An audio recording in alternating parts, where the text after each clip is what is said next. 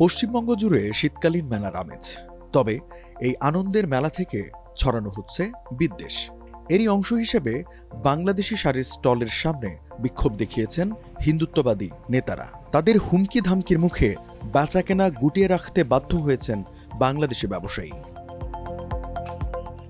৮ December রবিবার পশ্চিমবঙ্গের দুর্গাপুরে দ্বিতীয়বারের মতো মেলা শুরু হয়েছে রাজীব গান্ধী স্মরণ ময়দানে। শুরু থেকেই দর্শকদের আকর্ষণের কেন্দ্রে ছিল বাংলাদেশি জামদানি, টাঙ্গাইল শাড়ির এই দোকান। কিন্তু মেলায় ঢুকে বাঁধ সাধেন উগ্র হিন্দুত্ববাদী নেতা দুর্গাপুর পশ্চিমের বিজেপি বিধায়ক লক্ষণ চন্দ্র ঘোরুই।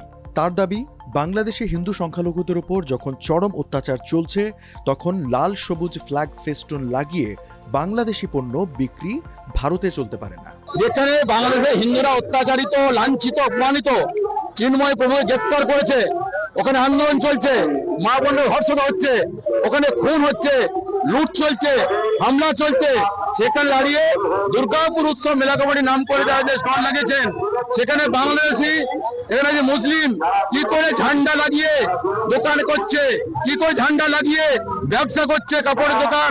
মেলা কর্তৃপক্ষ কিভাবে এই স্টল অনুমতি দিল সেই প্রশ্নও তোলেন তিনি। অনুগামীদের নিয়ে বিক্ষোভ দেখান ওই স্টলের সামনে। বাধ্য হয়ে এক পর্যায়ে বন্ধ করে দেয়া হয় স্টল, খুলে ফেলা হয় বাংলাদেশি পতাকা সংবলিত ব্যানার।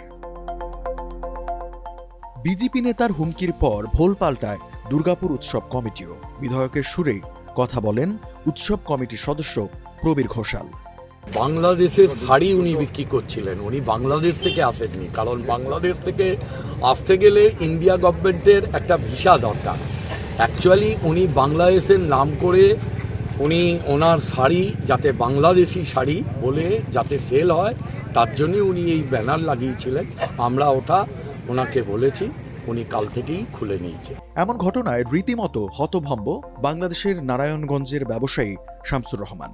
তিনি জানান, বাংলাদেশের আরেক ব্যবসায়ী বাচ্চু মিয়ার সঙ্গে যৌথ উদ্যোগে ভারতের বিভিন্ন প্রান্তের মেলায় বাংলাদেশি শাড়ির সম্ভার নিয়ে অংশগ্রহণ করেন তিনি।